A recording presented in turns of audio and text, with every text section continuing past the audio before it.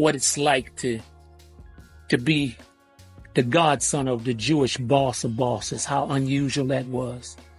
How to be accepted in places where most folks that look like me couldn't get in. How to be able to spend your name where most folks can't spend money. It's been an enjoyable ride for the most part. Baltimore, a city of resilience, culture, and struggle. For decades, it has battled an ongoing drug epidemic. From the heroin boom of the 70s and 80s to the crack era of the 90s and fentanyl today, drug lords have risen and fallen, leaving behind legacies of power, violence, and tragedy. But the city of Baltimore has always been a place of contradictions, where ambition collides with struggle, and where power is gained and lost in the blink of an eye. No figure embodies this better than little Melvin Williams, a man whose name was once whispered in the streets with both fear and admiration. His influence was so profound that it inspired HBO's legendary crime series, The Wire. But while television gave us Avon Barksdale, the real story of little Melvin is even more dramatic, one of power, downfall, and ultimately, redemption. To understand little Melvin, we first have to understand Baltimore's history with heroin. The city's heroin crisis didn't start in the 1980s. It had already taken root decades earlier. Before Baltimore became known for its drug trade, it was a blue-collar city built on industry and shipping. But as jobs left and poverty grew, heroin filled the vacuum. By the 1970s, Baltimore had one of the highest per capita heroin addiction rates in the country. Entire neighborhoods, particularly in West and East Baltimore, were devastated. Dealers became king, and violence followed. Baltimore's heroin trade wasn't just about drugs, it was about power. Whoever controlled the corners controlled millions of dollars, and with that power came bloodshed. Melvin Williams was born on December 14, 1941, in Baltimore, Maryland. Unlike many street-level hustlers, Melvin had an extraordinary gift: his mind. He was a natural strategist, with an IQ reportedly over 160, making him sharper than most of his competition. His first hustle? Gambling. By the time he was a teenager, Melvin had mastered the art of dice games, running underground operations and outsmarting older players. But it wasn't just about luck. Melvin had a photographic memory and an ability to calculate odds in seconds. He didn't just play the game, he controlled it. In the 1950s, Baltimore's gambling scene was run by the police, corrupt officers who took a cut of every major operation. But Melvin refused to pay. At just 15, he defied the system, out-hustling both criminals and cops. His defiance made him a target, and by the time he was 18, he was sentenced to a 5-year prison term for assault. But instead of breaking him, prison refined him. When Melvin returned to the streets, the game had changed. Gambling was still profitable, but heroin was taking over Baltimore. Unlike street dealers who acted on impulse, Melvin approached the drug trade like a CEO. He created a structured operation, complete with rules, discipline, and loyalty. By the 1970s, he was the boss of Baltimore's heroin trade, reportedly making close to $1 million a day. But how did he do it? The key was control. Unlike reckless dealers who flaunted their wealth and let emotions get in the way, Melvin operated like a ghost. He never touched the drugs, never made direct transactions, and never spoke openly about business. He had soldiers who handled street-level operations, lieutenants who managed distribution, and connections that ensured a steady supply.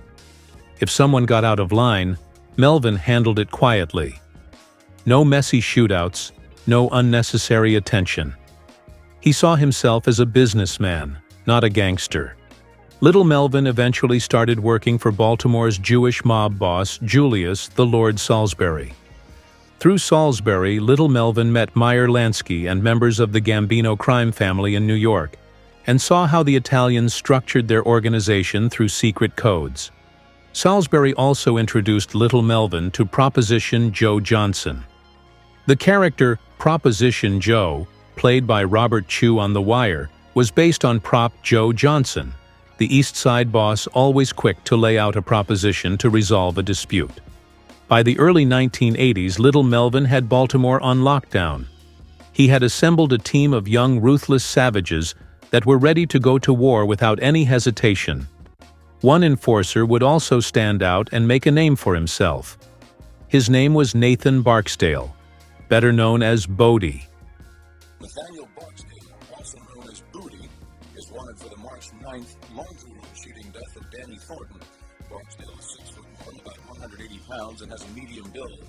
Similar to the Bodie character played by J.D. Williams in The Wire, Nathan Barksdale wasn't just any street figure. He was a major player in Baltimore's heroin trade. He had his own crew, ran his own blocks, and he ran them with an iron fist, using fear and violence to control his territory. Nathan Barksdale was feared. He was known for extreme violence, torturing rivals, ordering hits. He even survived multiple assassination attempts involving 21 gunshots, which just added to his legend on the streets. At the height of his power, Barksdale controlled a major heroin distribution network. His organization, known as the Barksdale Crew, controlled the west side of Baltimore. He allegedly had dozens of men working for him, moving kilos of heroin every month, bringing in millions. What made Little Melvin unique is that he knew how to surround himself around the right people. In 1980, Little Melvin teamed up with Lamont Chin Farmer. Chin Farmer is the real-life Stringer Bell, the deliberate, cool-headed, and studious right-hand man of Avon Barksdale, played by Idris Elba in The Wire. Chin Farmer was responsible for masterminding an intricate communication system using beepers and punch code sequences on payphones as a means of counteracting police surveillance methods. This and the Barksdale family providing the muscle, Little Melvin took over Baltimore.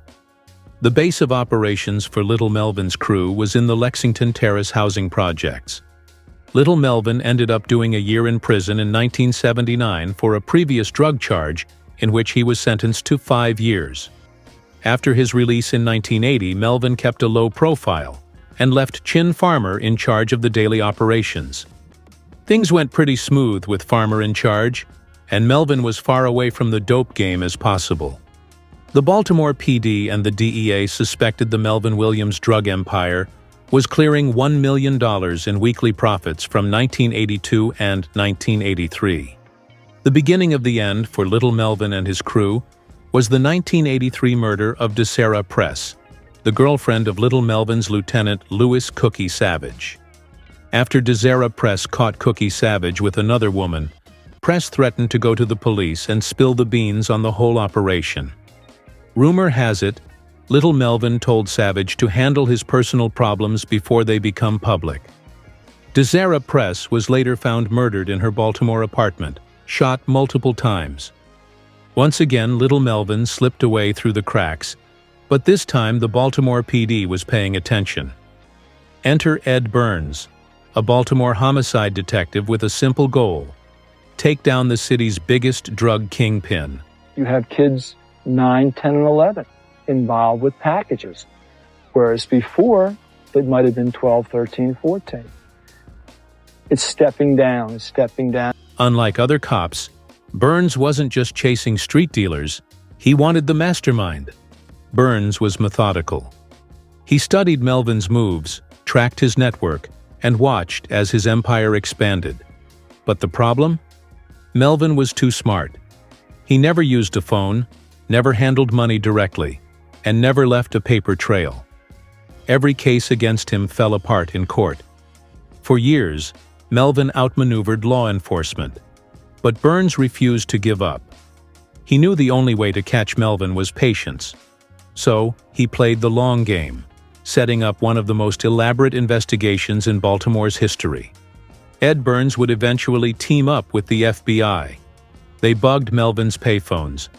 For months, they listened, recording conversations, decoding cryptic messages, and building a case that even Melvin couldn't escape. In 1984, Burns finally broke Chin Farmer's communication code after nearly 4 years. The key to little Melvin's downfall? One slip-up. Despite his discipline, Melvin made one mistake. He underestimated law enforcement. Thinking he was untouchable, he spoke just a little too freely on the phone. That was all Burns needed. On December 4, 1984, the government finally got him. Melvin was convicted on federal drug charges and sentenced to 34 years in prison. The kingpin of Baltimore had fallen. Melvin's top lieutenant, Cookie Savage, pleaded guilty to federal and state drug distribution charges and was sentenced to 30 years without parole. Melvin's right hand, Lamont Chin Farmer, pleaded guilty as well, and was sentenced as a first offender to 7 years in prison. Ed Burns to this day is still fascinated with Chin Farmer's beeper methods and stated that Farmer revolutionized the drug business.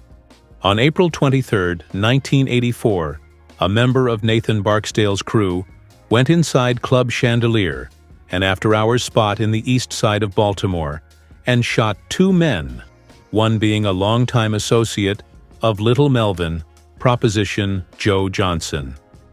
Nathan Bodie Barksdale started a street war over territory. Barksdale, a heroin addict himself, an addiction he's had since he was 13, was losing his mind. 3 days after that incident, Barksdale kidnapped and tortured 3 people. One of the victims escaped and ran to the Baltimore PD. Barksdale's ruthless run was over. The Baltimore PD was so angry that they couldn't charge Barksdale for the Club Chandelier murders, so they settled with first-degree battery and kidnapping charges. In 1985, Nathan Bodie Barksdale was sentenced to 15 years in state prison. The trial revealed the brutal reality of his reign. Prosecutors said Barksdale's crew was responsible for multiple murders, kidnappings, and torture. Little Melvin Williams' drug empire collapsed. And by the late 1980s, Baltimore's dope game had new players. Like the saying goes, the game is always the same, only the players change. Ed Burns retired from the police force and became a teacher in the Baltimore public school system, teaching 7th and 8th grade. In 2002, Ed Burns teamed up with writer and former journalist for the Baltimore Sun, David Simon. Together, they created the hit HBO series, The Wire. David Simon was all too familiar with the Melvin Williams organization and the destruction that his heroin caused the city of Baltimore. Together with Ed Burns's past experience with the Baltimore homicide and drug units, they scripted one of the greatest TV shows ever made. The Wire was nominated for numerous awards. Even Burns was nominated for the Writers Guild of America Award for Best Dramatic Series. The show was a hit, an instant cult classic. For most, prison is the end. But for Melvin, it was a transformation. While behind bars, he studied religion, educated himself further, and began reflecting on his past. On July 15, 1996, Melvin Williams walked out of prison a free man after serving nearly 17 years of his 34-year sentence. But the Baltimore he returned to was different from the one he had left. The drug game had changed, the players were younger and more reckless, and the city was worse off than before. Instead of trying to reclaim his former empire, Melvin took a different path, one of redemption. After his release, Melvin did something almost unheard of for a former kingpin. He dedicated his life to stopping the cycle he once fueled.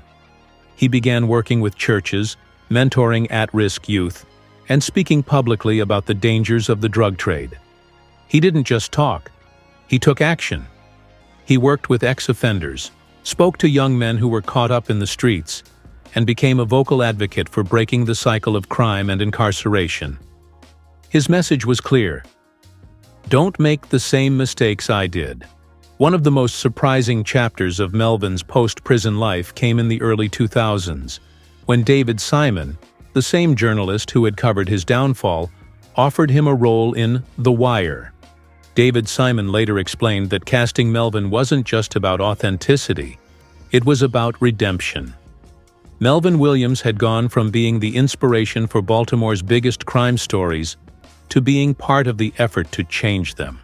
On December 3, 2015, Melvin Williams passed away from cancer at the age of 73. But his legacy lives on, not just as one of Baltimore's most infamous kingpins, but as a man who spent his final years trying to make amends. Nathan Bodie Barksdale was released from prison in the late 90s. Upon his release, Barksdale didn't return to the drug trade. Instead, he used his past as a teaching tool, mentoring young people and mediating conflicts before they turned deadly. But Barksdale's new path was not without struggle. In 2014, he was arrested again, this time for participating in a heroin distribution conspiracy. A DEA investigation revealed he was using his anti-violence work as a cover for illegal activities.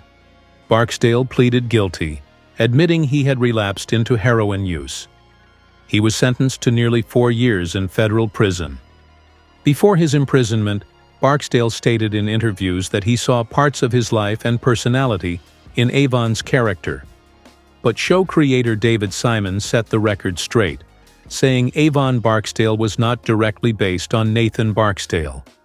His story influenced the show, but Avon was a blend of many influences, including Melvin Williams.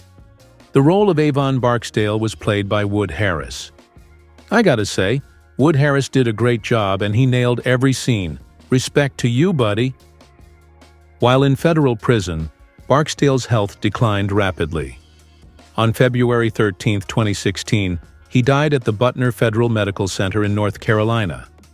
He was 54 years old. Though little Melvin Williams' drug empire crumbled, the dope game in Baltimore has evolved. Today, a new generation of dealers run the streets. They are younger, more ruthless, and often more unpredictable. Little Melvin Williams' story is one of power, downfall, and redemption. He once controlled an empire that fueled destruction, but in the end, he chose a different path. His life is a lesson, a warning about the costs of crime, but also proof that change is possible. Because in Baltimore, and in cities across America, the game is always the same. The question is, who chooses to break the cycle? Let that sink in. If you enjoyed this episode, then leave us a like, subscribe, hit the notifications, and if you really like us, then join our members-only club. This is Health Wealth Diary. Until next time, love and peace.